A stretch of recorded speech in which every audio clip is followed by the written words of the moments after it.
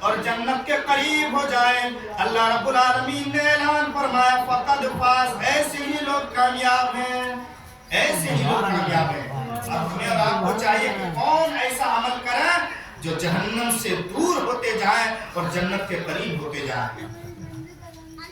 آج ہم اور آپ دعوے تو کرتے ہیں کہ ہم اچھے ہیں، ہم سچے ہیں، لیکن حقیقت معنی میں احساس کیجئے، اپنے سینے پہ ہاتھ رکھ کر کے سوچئے کہ صبح و شام دن رات ہمارا کون ایسا عمل ہو رہا ہے، ہم سے کون ایسا عمل ہو رہا ہے جس سے اللہ راضی ہو، اللہ کے رسول راضی ہو۔ احساس آپ تو دعوے کر لیتے ہیں کہ ہم سچے پکے مسلمان ہیں، سچے پکے مومن ہیں۔ یقین جانیے مومنوں کے لیے یہ سب بشارتیں ہیں، مومنوں کے لیے کامیابی ہے۔ اللہ رب العالمین قرآن پاک کے اندر میں ارشاد فرمایا قد افلح المؤمنون، تحقیق کہ وہ بندہ کامیاب ہے، وہ مومن کامیاب ہو گیا، یعنی جو مومن ہے وہ کامیاب ہو گئے ہیں، جو سچے پکے مومن ہے وہ کامیاب ہو گئے ہیں، سچے پکے مسلمان جو ہے وہ کامیاب ہو گئے۔ مگر اب پرکھنا ہوگا کہ سچے پکے مومن ہے کون، سچے پکے مسلمان ہے کون۔ ہماری زبان سے ایک دوسرا محفوظ نہیں ہے، ہمارے ہاتھ سے ایک دوسرے بھائی محفوظ نہیں ہے، ہماری کردار سے ایک بھائی محفوظ نہیں ہے، ہمارے پڑوسی ہماری حرکتوں سے محفوظ نہیں ہے۔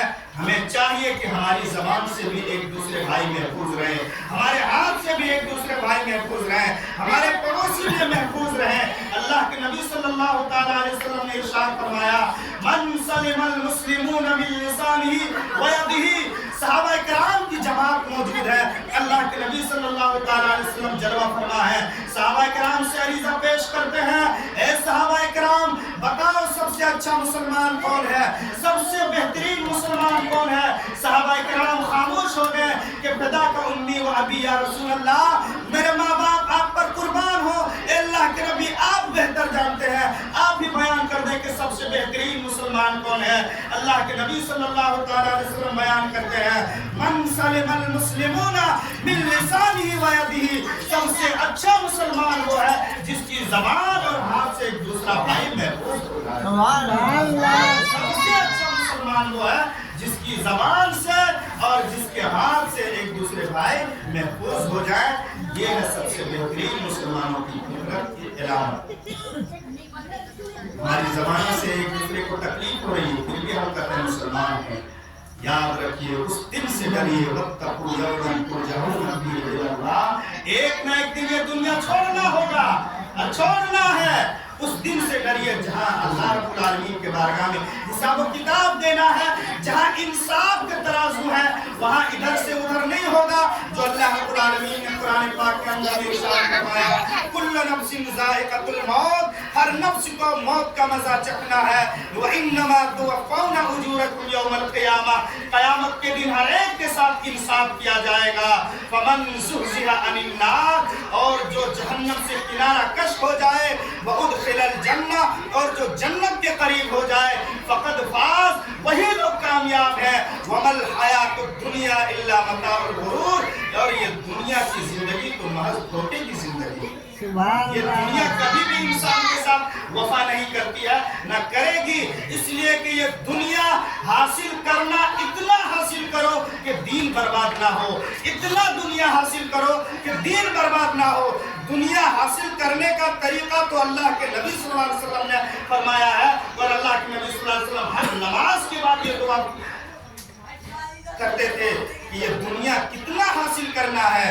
اللہ کے نبی صلی اللہ علیہ وسلم وہ دعا کرتے تھے، آپ بھی نماز کے بعد وہ دعا پڑھا کیجئے ربنا آتنا فی الدنیا حسنہ، اے ہمارے رب ہمیں عطا کر بہترین دنیا، وفی الآخرۃ حسنہ، اے ہمارے رب اور ہمیں بہترین آخرت عطا کر، وقنا عذاب النار، اے ہمارے پروردگار اور ہمیں جہنم کی آگ سے بچا۔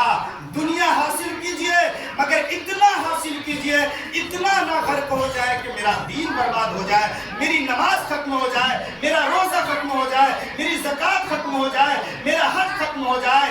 اتنا ہی دنیا حاصل کیجئے جس سے دین بھی باقی رہ جائے۔ اللہ رب العالمین کی بارگاہ میں جانا ہے ہمیں اور آپ کو، کون سا چہرہ لے کے جائیں گے، کون سا عمل کر کے جائیں گے؟ ایسا عمل کر کے جائیے ہر ایک انسان کو یہ دنیا چھوڑنا ہے، ہر ایک انسان کو یہ دنیا چھوڑنا ہے، مگر ایسا چھوڑیے جو ہمارے پیچھے بھی ہمارے لیے نجات کا ذریعہ کا ضامن بن جائے، اور ہم جو کچھ کر کے جا رہے ہیں اس کے لیے بھی آخرت کا توشہ بنائیے۔ اللہ رب العالمین کی بارگاہ میں دعا کرتے ہیں، پروردگار عالم ہم سبھی لوگ جو مرحوم کے